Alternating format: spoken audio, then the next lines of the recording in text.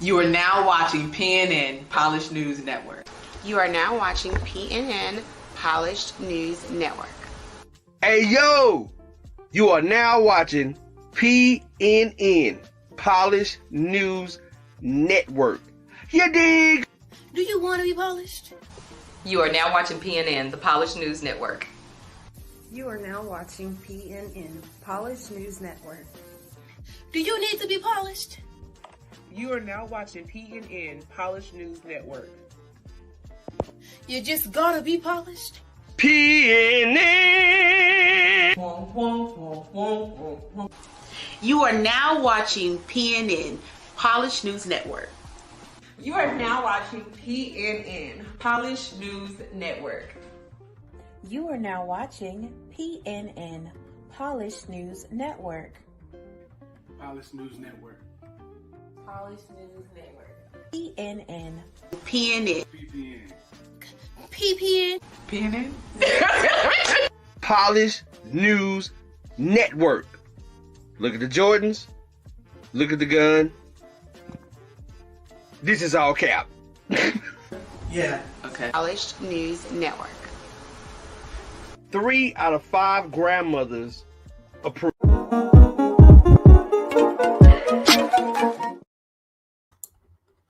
Hello, everyone. It's Alicia Marie of PNN Polished News Network. Thank you for tuning in to our afternoon delight. We have a special guest today. So you guys grab your lunches, your salads, your sandwiches, and tune in. We're going to open up the line for questions later. But right now, I want to introduce everyone to Mr. Louie T. Mcclain. Hello, hello, hello. Hey, how's it going? How's it going, Polished News Network? How are you? It's going pretty good, pretty good. Yeah, I want to thank you for taking time out of your busy schedule to come and chat a little bit. No worries, no worries. I'm glad. I'm glad that we were connected through a mutual friend. I'm glad that Yes. you were persistent, and that the time, is available to us. I'm ready. I'm glad. Yes, sir. Yes, sir. And so speaking of mutual friend, I wanted to thank her, Latoya. She's a real good friend of mine, therapist, Dr. Latoya Smith, for actually connecting us. So I really do appreciate that. I really do. And so you're the CEO and founder of MelaninOrigins. So I wanted you to kind of talk about that a little bit, and then we're going to get right into the questions. All right. Thank you. Thank you for that time. Okay. So I am Louie T. Mcclain II, CEO, founder of MelaninOrigins, MelaninOrigins.com. So we write children's books about historical pioneers from throughout the world. Our very first series, it covers the lives of African-American pioneers, such as Booker T. Washington, Ida B. Wells, Madam C.J. Walker, Marcus Garvey. What we do is we take our leaders, we transform them into children so they can be relatable to children and to tell their stories. We have a 10-book Black History series. We have curriculum for first grade, and we also publish others. Technically, our publishing has been on hold for the time being, but we actually do have a self-publishing guide which walks you step by step through the publishing process. And then if you have any questions, we also do consult. We're in a process of bringing the publishing operations back around. But you have to stay tuned for that. Okay. So let's talk about the books first. But before we get too deep into the books, I want to know, like, how did this get started? Where did the idea come from? Let's talk about that a little bit. Okay. So,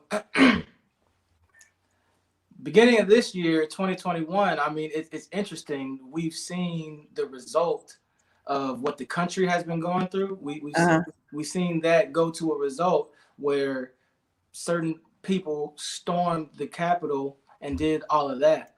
Melanin Origins stems from continuing to see people of African American descent, people of color being killed by the police. All right, so back in 2008, whenever Barack Obama was elected, it was a great moment for Black Americans. However, we started seeing all the closet racists, like they all just showed up. You know, they all just came out and they just spewed their hatred about how they just hate to see a Black man achieve such a level of success. In 2012, then we witnessed, Trayvon Martin, rest in peace to him. And then it just seemed like every year and then multiple times each year. And the question was, man, why is it that that society looks at us like this? And so I felt compelled to step into the gap and see what I can do to provide a solution. And so Melanin Origins became a solution to show young children, look, I know what you're seeing on the TV, okay? I definitely understand what you're hearing on the radio. And it's just crazy. This crazy narratives about what a Black woman is supposed to be, crazy narratives about what a Black man is supposed to be, were depicted in such crazy ways. I decided that we need to show children leaders throughout history who did outstanding things, right? Show them, teach them about their own history so they can identify with it, see it, and understand that they can achieve such greatness as well. And that's pretty much where the thought for the company came from. It was definitely rooted in the craziness that we've been witnessing and experiencing in this country. Okay. And so I'm glad you brought that up about the Black community. And so I know that the statistics of Black families, of just people having Black families and children being raised in Black homes, I know is very low compared to other races, other cultures. And so what do you think about the current state of the Black family right now? Well, a few years ago, I read a book called The Conversation by Hill Harper. And Hill Harper is incredible. He's great the way how he breaks this conversation down.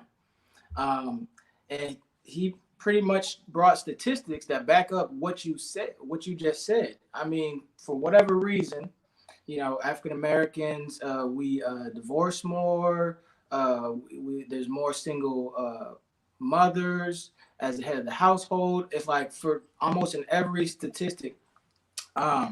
So for me to state my position, I'll definitely say I definitely believe in the union, of the Black family.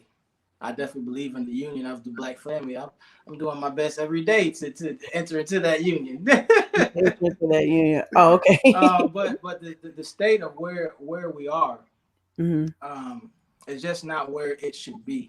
It's just not where it should be. There are many theories, and I don't want to dive into all the different theories, but Hill Harper took it all the way back to slavery. Took it all the way back to slavery. And at that point, I was a person that was like, okay, I don't want to always hear about slavery. I don't want to hear about slavery, because people think that we use it as an excuse. But it was very interesting to see how Hill Harper used it scientifically. So back in slavery, the male, he was beaten. He was killed. He was sold off. Everything was done to that person so that the Black woman could understand that you cannot rely on this guy. Okay, you cannot do anything. The societal circumstances was made so that life would be so much harder for this person, and that just became the thread. Black women are some of the strongest beings on the planet. They had to endure so much, and their companion that exists to provide value, just like the woman exists to provide us value. That was taken away from them in so many ways systematically throughout the years. And my position on that is that we have to cut through the fat of what the entertainment is trying to feed through us. Right, Cut right. through the fat through what this, the greedy capitalistic society is trying to feed to us. And we have to understand that we are here for each other. And through that union, we can grow and birth outstanding communities. I agree. Amen. I almost said amen. Like, look, I got it too. Church girl. You got me just now. Sorry. Church girl. And so like, as far as your books go, I know that you mentioned that you pretty much take historical Black figures and make them into children in all of the books to kind of teach the kids, more about them, because I know that's not really in the curriculum in our schools today. And so do you believe that in your books, as you're teaching them about historical Black leaders, are you teaching them about family as well? Because I haven't read all the books yet. Yes, most definitely we are teaching about family. Okay. The second book that came out in our series is called Power My Pen, a snippet of the life of Ida B. Wells. And in that book, it talks about Ida B. Wells' life, where her parents became sick unto death.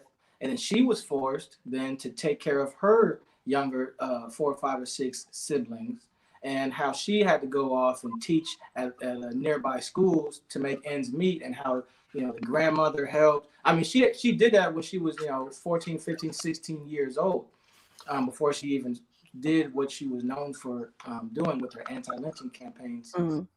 So yes, we most definitely talk about family. We show the family structure within there, and because we definitely believe that is important. One of our core values. So our core values are sparking an interest in reading, promoting strong families, and cultural competence. So promoting strong families for sure.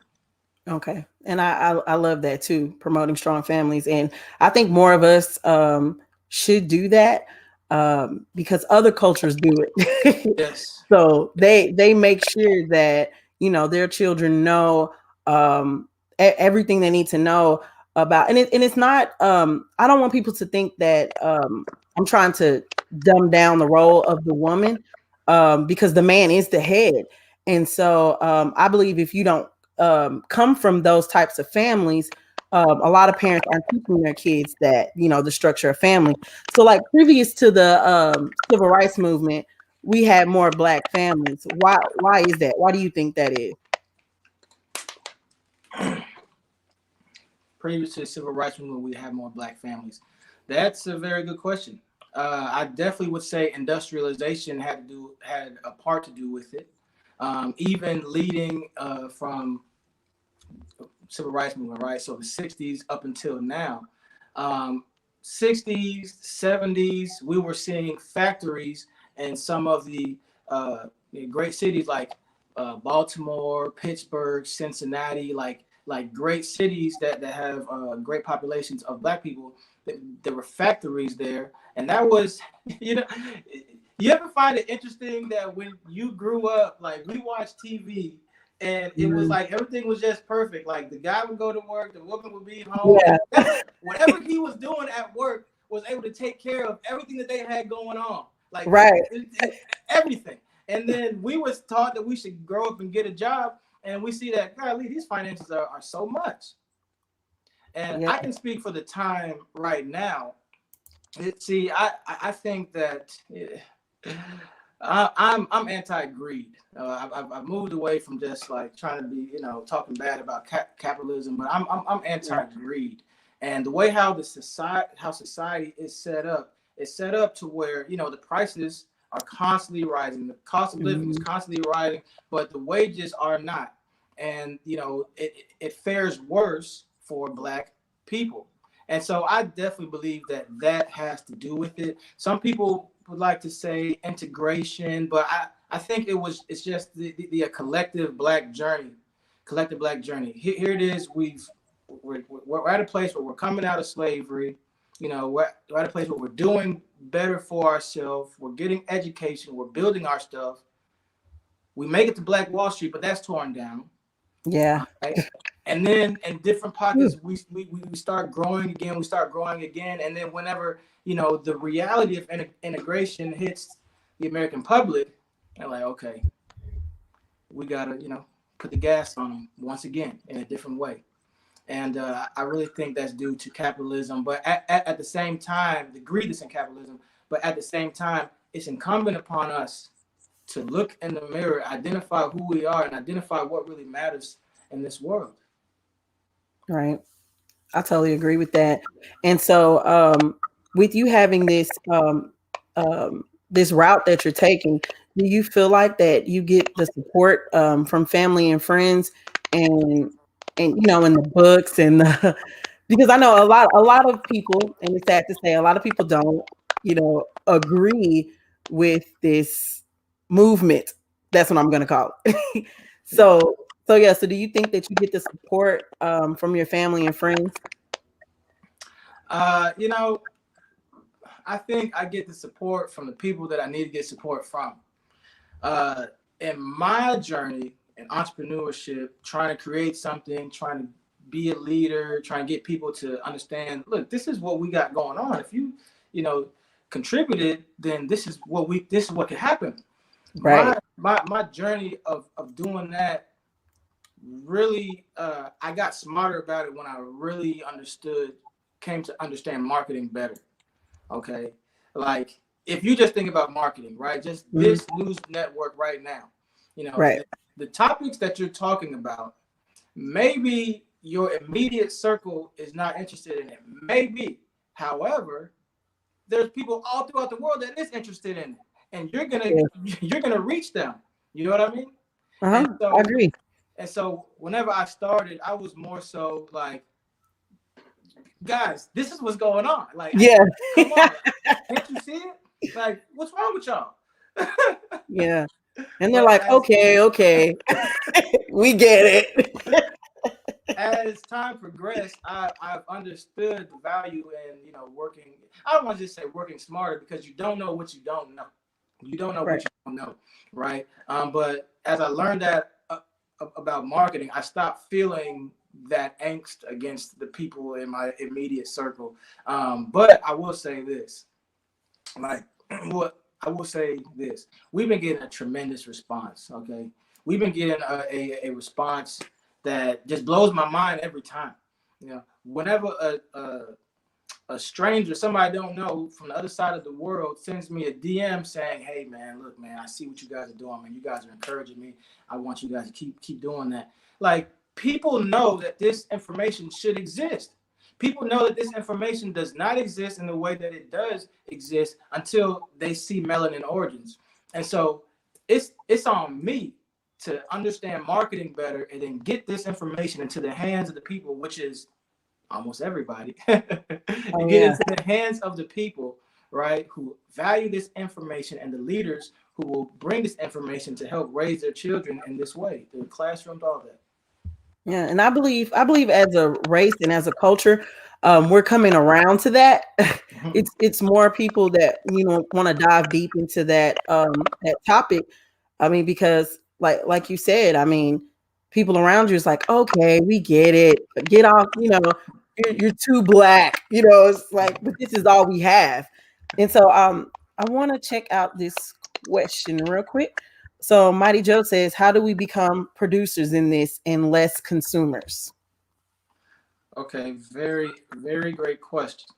Very great question. All right. Okay, so the first, here's something that I've been talking with my friends about. In this world, in this society that we're in right now, it's like everybody wants everybody to be self-sufficient. Like, Yeah, sis, you are enough. You know what I mean? Sis, for real talk, Yeah. you are enough. But at the same time, balance exists for a reason. You know what I mean? Like, my opinion, my thoughts are that, God gave us the universe and the resources to use at our disposal. Now, He didn't give it to us to use it, in ways that are negative, but that are in positive. And so, to answer the question, I believe that we all have the ability within us. We all have ideas, thoughts, and desires that came to us for a very specific reason. They came to us to build upon and to improve upon this planet that we live in. I believe that we are connected to the source and that we're able to draw from that abundant source and to accomplish these things. Now, the thing about being so innately, we are producers. Okay, it's about us identifying what it is that we're sent here to produce, create. Um, as it comes to consuming, man, everybody wants to talk about real estate and everybody wants to get into real estate. And yeah, that's great. You should do that. When you take your course on real estate, you'll understand how you're going to use somebody else's money to consume over $100,000 worth of stuff, right? And then you're going to leave with your return, essentially. So consuming is a part of life. You got to weigh out which one is more important to you is really what it comes down to. Like, everything that the resources are tools to be used for our disposal. I will consume that, use at our disposal. I will consume them so that I can produce at a greater scale. Okay. And and speaking of consuming, I noticed that I listen to different podcasts, and especially talking about the black families, the black communities. And so I know one of the guys was saying that we're the only race that will let other races come into our community and build up stores and beauty supplies and corner stores, and we go and we spend all of our money there with them and not with our own people. And so I hate to say it, but when the pandemic hit, I saw an increase in other black businesses and entrepreneurs working together, and it's almost a shame that it took something as such as COVID for that to happen. Yet in a way, I'm glad that more black people are spending money with each other and keeping the money within the community. So how do you feel about that? Oh, cooperative economics is the way to go. And even going back to the last point, that's why it's very important for us to be what? Producers. Like, we have to, man, look, everybody can't do the real estate, okay? I'm sorry. Right. Everybody can do real estate. There's No. somebody who digs up copper somewhere over there and provides that copper to the U.S. Treasury for pennies. Like, things that you don't even think about, like, there are sources for revenue. But in Dallas, right, this DFW area, right? Okay. Plenty of black young professionals, plenty, right? Mm-hmm. Plenty of people wanting to advance themselves and go to the next level. All right, now I'm a publisher. There's two major black bookstores in this metroplex. We have the Pan African Connection in Dallas, which shout out to them. Now Dallas is huge, and we got the Pan African Connection, just one. Just one. All right, and then in Fort Worth also is huge, and we really only have the Doc Bookshop. Shout out to them. Okay. Now, because of convenience, I can say being lazy, or I can say a bunch of negative stuff, but I won't do that. Yeah. Right? But because of convenience, right? A black professional living in a condo, uptown, downtown, wherever you're at, you're gonna go to the Barnes and Noble. You're gonna go to walk out of your condo and walk into the whatever shop that's right there in that condo, and 10 times out of 10 it's not black owned, but because of convenience, we have to be intentional about supporting ourselves. And not lazy. Cooperative economics is the way to go. It's so clear, because once you decide that you're going to be the producer, right, You want people to support you. You That's know, true. you don't want your best friend who lives, closer to that bookstore to go to that bookstore when they should be going to you. It doesn't make any sense. How do we grow? And How do we grow? Yeah, we have to be producing. We have to be producers. We have to be intentional. Indeed. Yeah. And so, I'm grateful for my church and my church family because they're super supportive, and it's a group of us that are entrepreneurs and business owners, and we support each other first before we even go outside of that group. This is the reason how I met you. So yeah, I really think more people, more of us should be more supportive of Black businesses. And so I wanted to dive into the curriculum. I saw that, and I knew about the books. I actually have one.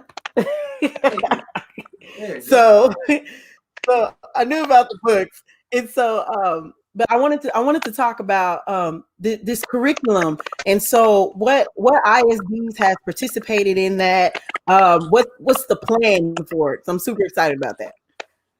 Okay, so the curriculum is a work in progress. Okay, curriculum is a work in progress. We've had it. It has been piloted at Saintsville Academy in Fort Worth, which is a private school.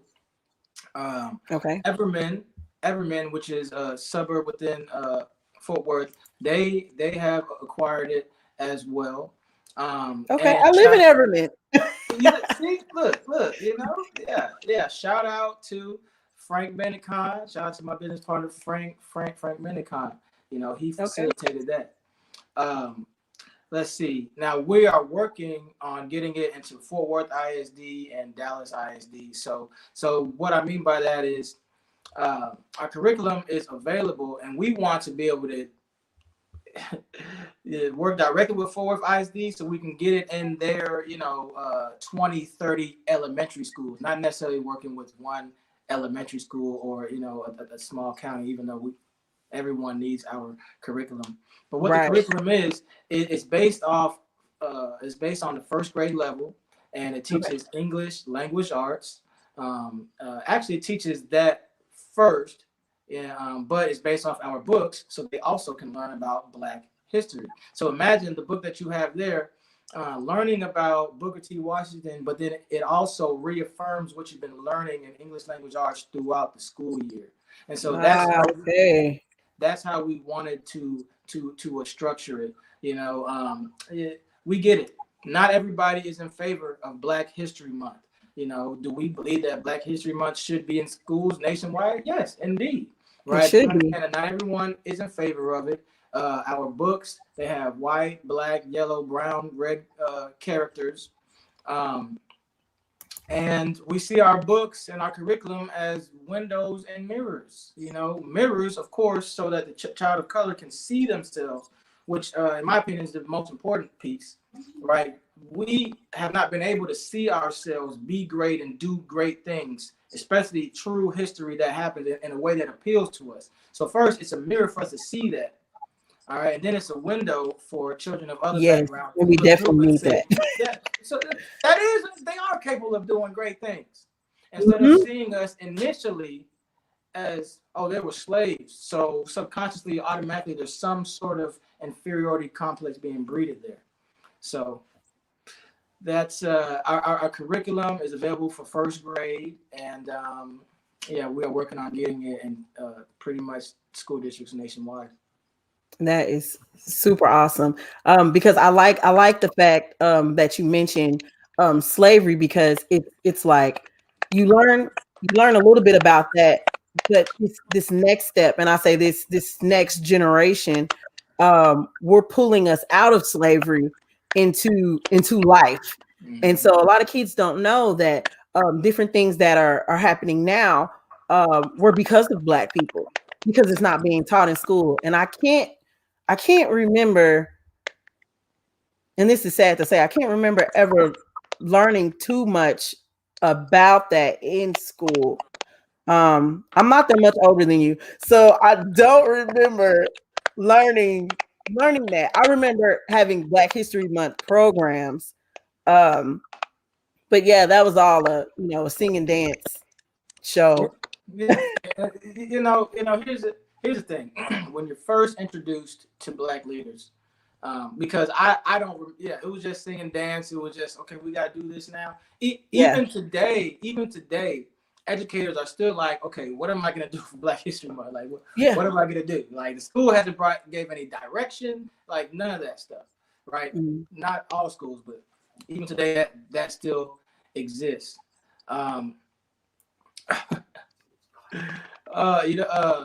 Yeah. So I was just saying that's a shame. Yeah. And I don't want you to hold back because I notice you keep. It's like you want to say something else. I would like for you to repeat the question, please, so I make sure that I answer correctly. Oh no, you answered it. You answered it correctly. No worries. No worries. Could you repeat it though, please? Yeah. So I don't remember in school hearing pretty much. I don't remember learning anything about Black history. I just remember the I don't know what that is. I'm sorry. I heard like a clacking noise. Yeah, it's not too loud. I don't know what it is. Okay. But you can still hear me. Yes, it's better now. Okay. So yeah, I don't remember actually learning anything about Black history. It was more so just the Black history programs. So my question is, do you remember? Oh, okay. Yeah, we're not that far from each other, so I don't remember. Thank you. Yeah, I don't. And what I do remember though is learning either about slavery first or learning about, of course, Dr. Martin Luther King Jr. and Malcolm X. Yeah. Right? Those are two people. Rosa Parks, of course, right? Mm-hmm. But those are three people that you're definitely going to hear about. So typically, if you see a woke Black person walking around, you'll hear them talking about Egypt. You know what I mean? So now we gotta go thousands of years back, right? We gotta go thousands of years back to the pharaohs and hieroglyphics. We have to go thousands of years back. So that's the average Black woke person walking around. And then when you go to school where you're to be educated, you learn that, man, it's been some struggle upon some struggle. And then, the best of us got killed doing it. Like, yeah. Oh, for real? The end. So and that's it.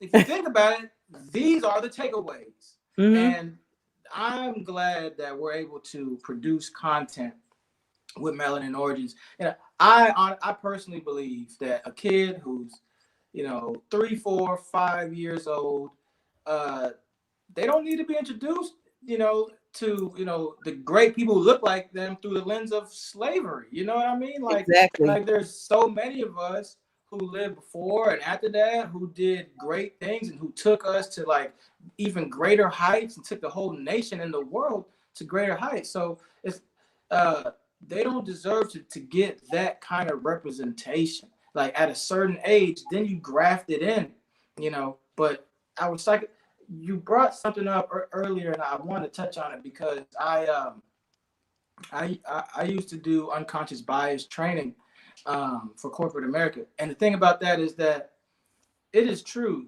that people can become products of their environment. That is true. When we talk about the psychological effects and the journey of the Black American family, what's been happening in our environment to make it be this way, and so the same thing, the environment is a classroom now. Mm-hmm. Okay, and if children are being fed this type of narrative, then that also has detrimental effects. It does, and I want to go to the comments. So Mighty Joe Hicks said, they say if you want to hide something from a Black person, put it in a book.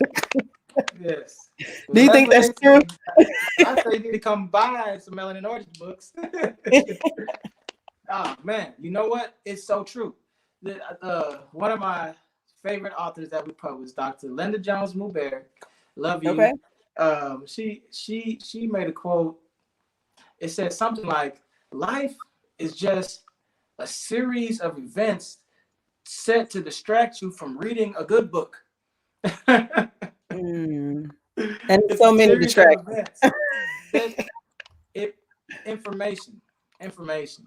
You know, when we come to realize that, you know, I believe that we are spiritual beings. You know what I mean? We are on this material plane of existence. We're spiritual beings. You know, even if you're a Christian, God's and His Holy Spirit live in you, all that stuff, right? Like we are that, and God created the world with His Word. So information is the most important thing that a person can receive. You know, they say sticks and stones break my bones, but words will never hurt me. They say words don't mean nothing, but actions do. There's truth to all that stuff, but you know, you miss the point if you don't understand that the words that I'm saying right now are captivating or turning some people off, right? And if the most profound words from people who lived a life and went through certain experiences and found certain things out, if that is documented, oh man, you gotta take advantage of that. You gotta take advantage of it. It's to me, it's fun. It's life. Yeah, and you know when and Dietrich Hicks said, Mighty Joe Hicks, especially the Bible, in response to putting things in a book. But I noticed growing up, we had, you know, different shows like Reading Rainbow that actually pushed you, you know, to read, and so the effects of social media, it's great, but then it's bad, because I know that there's another generation coming up behind us. When they post statuses or even when they speak, I can't understand anything that they're saying. Like at all. The double ands, the spacing, there's no nouns, there's no verbs. It's like what does that mean? And so I try to tell my two girls, you know, the more you read, it'll help you become a better writer. And then when it's time to post on social media, everyone can understand it. And so, what do you think? What is the pros and cons of social media for your business? See, I had to roll my eyes. You know, see, so I just said something to myself this morning. I need to make another affirmation for myself that I think thoughts of pleasantness. So what I Yes. do is I write affirmations and then I write supporting statements and I memorize it. That has a lot to do with unconscious bias. It has a lot to do with inducing manifestation. Yes, I believe in that. But social media, I'm working on doing better to understand my market. You know, when it comes to my market and social media, oh man, I see all kinds of fashion posts. I see all kinds of racy posts. I see, you know, that kind of stuff gets so much attention versus education. You know, what I've also seen, I think social media has helped me understand. Social media has helped me understand. Shakespeare said that life is a stage. Life is a stage. Okay. If you think about it, before social media, we were out there, you know, meeting up before school, after school, you know, at college, we were in the commons and doing these things, constantly being there. And we were kind of just like going with the flow. But now for social media, like you have to have a whole situation. Like you have to do a performance. Like you and kudos to you. You're doing a great job with this show. Everything is very professional and Thank perfect. you. But you know the level of work that you got to put into just to have a simple, ordinary conversation. You know, and so if you now take this and then go to the outside world, and then you want to you know, communicate, you know, do a pitch or something like that, you're better prepared. So for kids who are learning to be influencers, I feel like they're getting some kind of skill. You know, secondly, what's good is that, you know, it allows people an opportunity to, you know, to get money, right? Like you perform so well, you understand the value of adding value with content, right? And now you're getting money that, you know, 50 years ago you had to have a copywriter's job or something like that, right? Go to school and do all this stuff. All right, now the negative things about social media, okay? Oh my Lord. There's so many. The negative things about social media is that there's advertising effects that can be detrimental, right? Mhm. So you're advertising, you're like, let's say you're not happy with your face, your body, you're not happy with something, right? But now you're seeing everybody who's just so perfect in these areas. Golly. So that can induce depression. That can make you kind of give up your plans of whatever things that you were supposed to be working on, but now you're focused on doing this. I feel like it does a whole lot. It gives a lot of people false expectations. It gives people It false does. hopes. I mean, I really can't speak on it, but guys do some crazy stuff within our community, and people, pretty much can sell themselves on social media. It's crazy, Yeah. and our children are seeing that this is available. They're seeing that it's possible. And the worst thing is that it's being preached to them that this is the way how we should conduct ourselves. And that's just that's my perspective. Many people may disagree, but I don't appreciate it. And so, Louie, we have a few questions in the comment section. Let me pull these up for you. So one by Casey Allen. How do we get Black kids to read more and to study?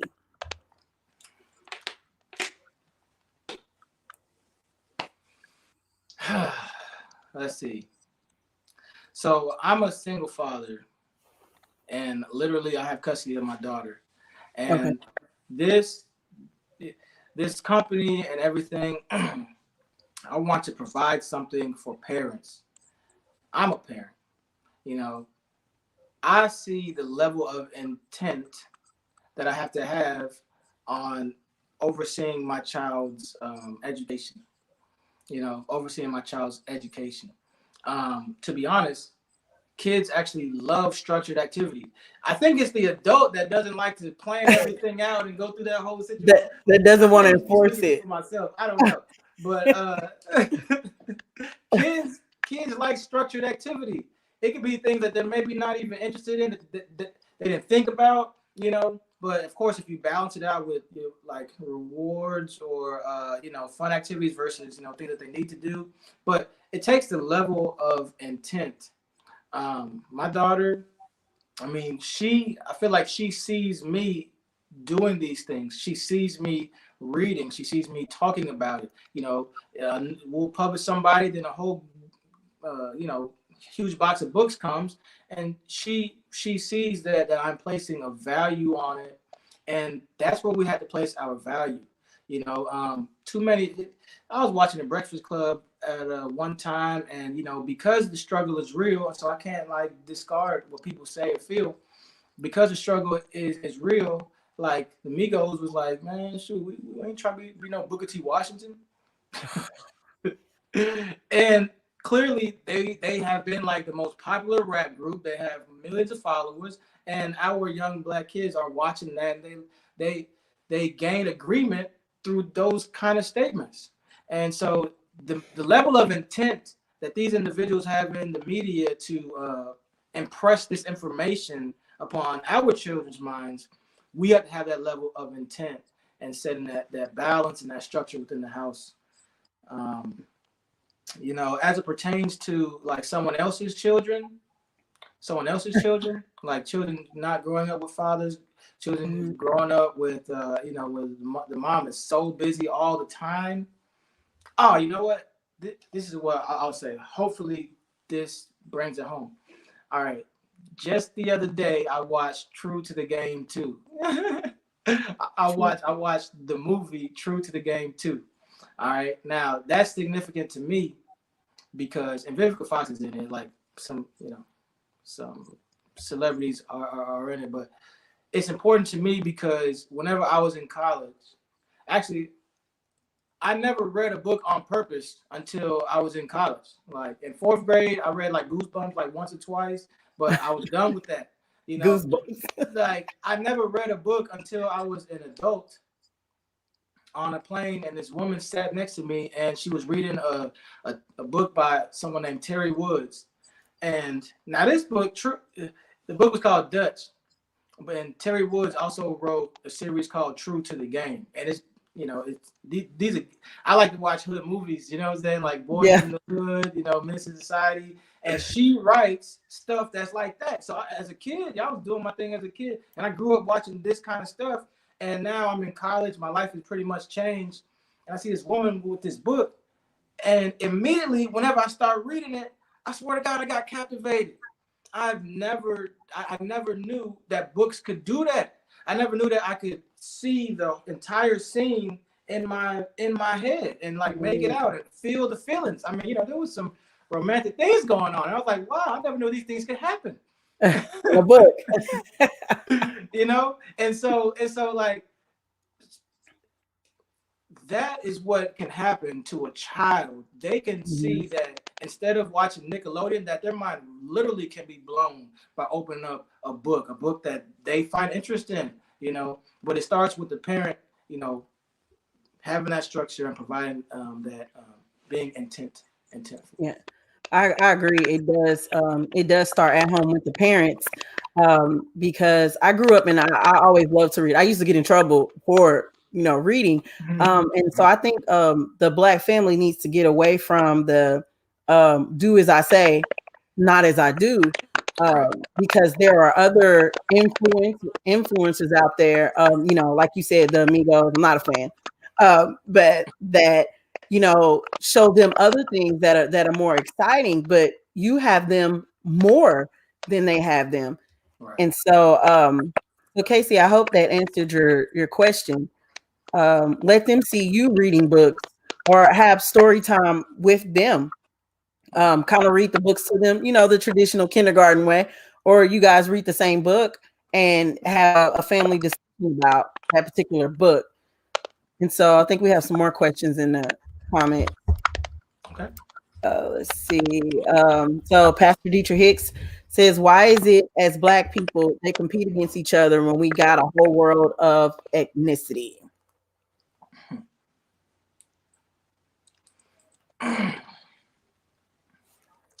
Why is it that we compete against each other? When I hear that question, it kind of brings me back to the notion of Black on Black crime, which of course not any negative thing here, but the thing is that I feel like people in general are going to hurt the people that are closest to them. You know what I mean? Like my house, my neighbor, like we're gonna have an altercation before possibly something else out there. And within our own community, I mean, we can go into some virtuous principles here. Like we can go into some virtuous principles here, but I don't want to be like religious or spiritual or anything like that, because many people can say different reasons for why we do that to ourselves. But I mean, we're talking about envy. We're talking about jealousy. But my people are destroyed for a lack of knowledge. Lack of knowledge. We're destroyed for a lack of knowledge, and it's not that some catastrophic event comes and destroy us, but ultimately we destroy ourselves. We become self-sabotaging. Whenever we look at somebody over there and we say, "Oh no, she's doing taxes. Oh, I'm about to do taxes too. She's coming up like that."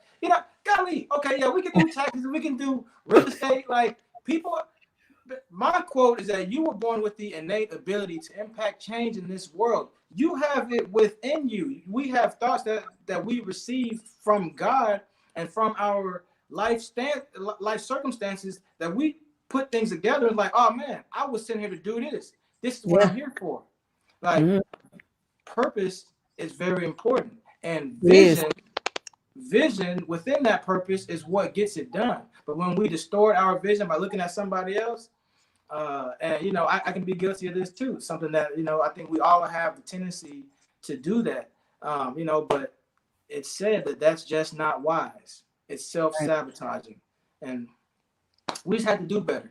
Look, it's like each one, reach one, teach one. I've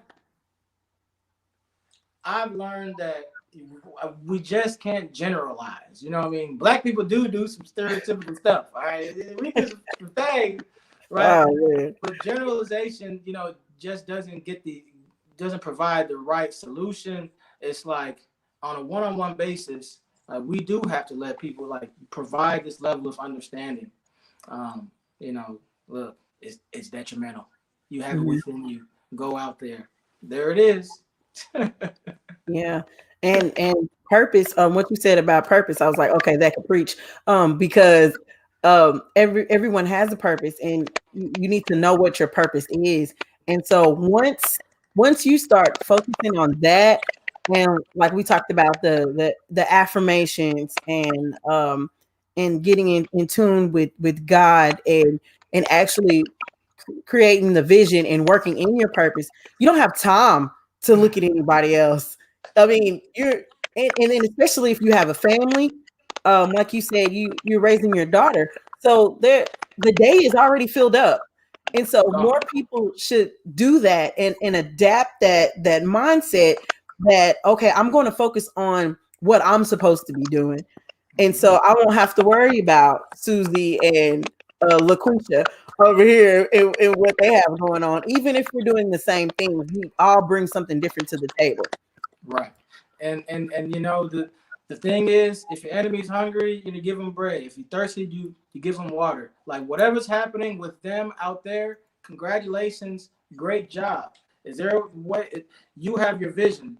Is there any alignment with these visions? If not, that's fine. But great job, congratulations to you. This is what I'm working on here. Hey, we just continue to be successful. That's the way how we're supposed to thrive. That's how we thrive as a people. That's how we thrive. And so, since we're talking about affirmations, what is your morning routine? I ask everyone that, like, when you get up and you get going, what are some of the things that you do? Whew, I have it on my calendar here. Let's see. So let's say in a perfect world, in a perfect world, I would do just a quick exercise in the morning, because I just see, now I'm about to say a negative affirmation. I am not a morning person, right? That's a negative affirmation, and I understand that. I understand it. Truly. I would do some kind of workout just to, get me up and going, feeling awake.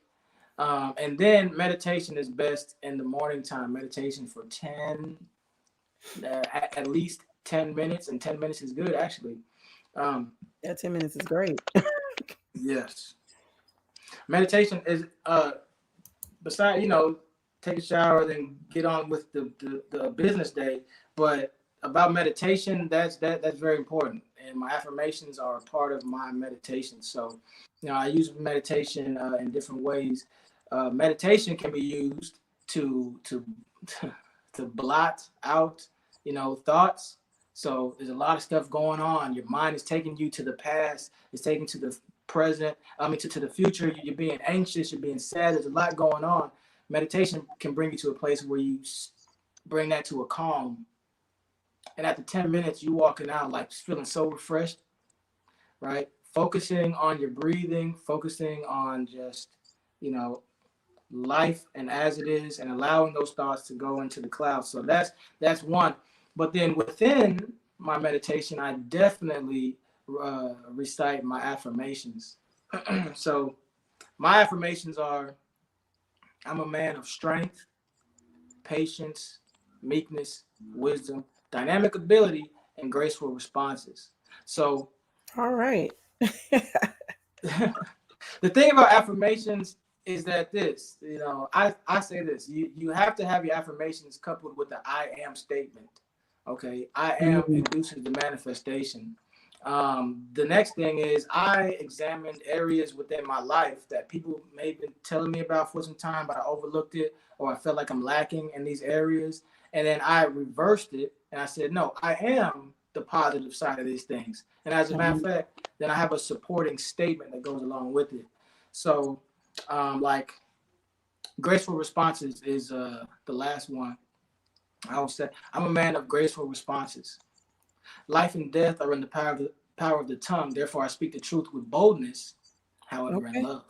Okay. A soft answer is essential for effectually reaching the people that God has sent me to when I wholeheartedly obey His call for service. You see, for out of the abundance of the heart, the mouth speaks, and mine is filled with gratitude and grace. The Lord has blessed me with eloquent speech. So anytime that I feel like, oh man, I don't know how I'm gonna do this interview. Oh man, this person is talking crazy to me, man. What am I gonna say to him? All right, now I rehearse. I do Yeah. my affirmations. It brings me back to that place of calm. So yeah.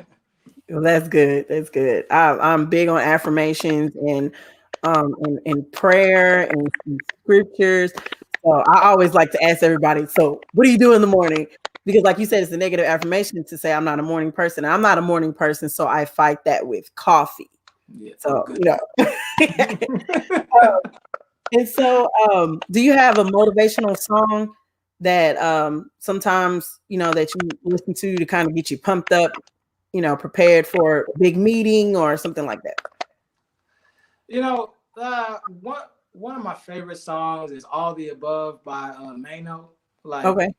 "All the Above" with T-Pain. Like T-Pain's my guy. Like, you know, I like that song. One of my favorite songs by Kanye West is "Everything I'm Not Is Everything I Am." But you know, those songs really don't get me pumped up. I don't have one song that I could put in that mix, but I will say that Larry June, I've been listening to a guy called Larry June. He's from San Francisco, and this guy goes hard. He's rapping. He's talking about entrepreneurship, of course, stocks, bonds, real estate, and he's talking about discipline. He's talking about like work ethic in his lyrics. You know, he throws some other stuff in there that's typical, but we won't talk about that. But Larry June goes hard, and he's like, listening to him is as encouraging to listening to Eric Thomas. Honestly, Okay. E.T. the hip hop preacher. Hip hop preacher. I love E.T. Shout out to him. Actually, more relevant. I listen to a lot of Tony Robbins, E.T. the hip hop preacher. I listen to a lot of Motiversity on YouTube. I'm more so into that. I'm more so into like getting pumped up with that and my own affirmations than listening to, you know, certain songs, because, you know, for me, certain songs really can't get me into the zone that I need to be in, right? Like the zone that I need to be in. Like sometimes I can get hyped up on some, you know, more so of a party level. Yeah. But as far as the business level, Yeah, party level, but not work level. yeah, you know, I'm the life of it all. So. Well, I know you had some books by you. You want to show us a few of your books? We have a few parents on here. I will do that. Okay, so you know what? Let me see if I can preface this really quick. Okay. 1, 2, 3. So you all have seen this right here, Brick by Brick, a snippet of life, because Alicia showed it to you. That's about Booker T. Washington. Okay, so over 100 years ago, 3 of our greatest leaders proposed the best path, their version of the best path forward for Black success in America. All right, Booker T. Washington. All right, we have him talking about his way. All right. Okay. W.B. Du Bois. Okay. He also now this brother is the co-founder of the NAACP. Mm-hmm. You know, he's a gentleman who's pulled off the Niagara movement, which got blacks to move from the South and go to the North and say, man, just how are we going to go about this? Right. So he was more so about, look, we need to demand our equality now, and we're going to organize and get it done. Okay. Booker T. Washington, he was more so like, he's in the South. So he's saying, okay, in the South, you know, it's kind of crazy out here. We can work together right here, and we can build our institutions. We can learn, we can grow our food, we can go to school, and we can be successful. And after, you know, a while, they'll see that, and then, you know, this is how progress is going to go. Du Bois was more so like, no, we need to go ahead and do that right now. Right now. All right, so now your children can see that. Now that's compare, contrast. But the third person is Marcus Garvey. Garvey. All right. Now Garvey said, hey, look, okay, maybe not all Black people will receive this, but how about the most skilled and intelligent of us, how about we just go back to Africa? You know what I'm saying? Like, how about we take what we've built for all of these people in South Central America and the Caribbean and the United States and Canada and all over the place? How about we take all that intellect and go back and do for self instead of receive this treatment that we keep getting? Okay, so so without even saying all of that, we are introducing your child to their leaders. Ida B. Wells was known. I don't have a book here. Ida B. Wells was known. Well, I'll show you the books that I do have. Okay, Perseverance. Okay, the first African American woman to receive a 4-year degree. Okay, Madam C.J. Walker, Louisiana Belle. All right, we have Tuskegee Airmen. Okay, My ABCs, which will continue to be one of the best-selling books. All right. And then we also have Breaking the Sickle. Sickle cell disproportionately affects people of African descent, which are Black people. And so we talk about a pioneering Black woman who said, you know what? I'm going to stand in the gap and help us live longer and do something about that. Ida B. Wells, she's known for her anti-lynching campaigns. Are we going to talk about lynching to 5 and 6-year-olds like that? No. No. We're talk about the power that's in her pen, the journalism, telling the truth, and keeping it real. So that's MelaninOrigins.com. Listen, I really appreciate you having me on this show. It's been a very great time. It's been a privilege. MelaninOrigins.com. We have free shipping on our items. We have discounts, we have deals, we have specials. Please subscribe so that you can take advantage of all of them. Yes, you guys. So you guys, I posted it in the links below. And also it'll be on the Polish News Network page, how you can purchase books. You can go to www.MelaninOrigins.com. We thank you guys for tuning in today. Let me show you this comment. Is this man being watched by the feds? I swear somebody's typing everywhere y'all saying protect Brother Louie. Yeah, I didn't know what that sound was, and I keep hearing it, and I'm like, why does this sound like someone's typing? I'm not typing. And I even put my hands up. I was like, what's happening? Wow. Wow. So yeah, so you guys, you can reach him also on his Facebook page. Here's the Facebook. And here's the IG, whichever your preference is, if you like both. And so if somebody wanted to donate to your business, can they just contact you personally or go to the website? What do you prefer? You know what? Perfectly. So you really can do either or, because maybe you want to direct it to a specific purpose. But on our website, on the homepage, we also have, we actually have a donation program with Young Black and Lit. And I'm from Arlington, Texas, you know, the DFW, this is where I'm from. But my heart is near and dear to, you know, those kids in Chicago. And so Young Black and Lit serves the Chicago area. They pretty much just donate. They donate books, culturally responsive books to kids in Chicago. So we have a donation program with them to where you can just donate some money. They'll buy our books, and then you will see what they do with it, getting those books to the kids in Chicago. Awesome. Well, I thank you so much for your time. We'll follow up with you soon, like closer to the end of the year, to see, you know, what's all going on with you and new books and new ventures. And we'll all be rooting for you for this curriculum in all of the schools. So that's an awesome idea. So I just thank you so much for your time today. You guys go to his website, check it out. You guys order some books for your kids, read along with them.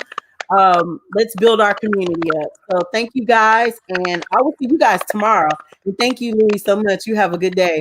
Thank you. You as well. Thank you. Thank you. Bye, guys.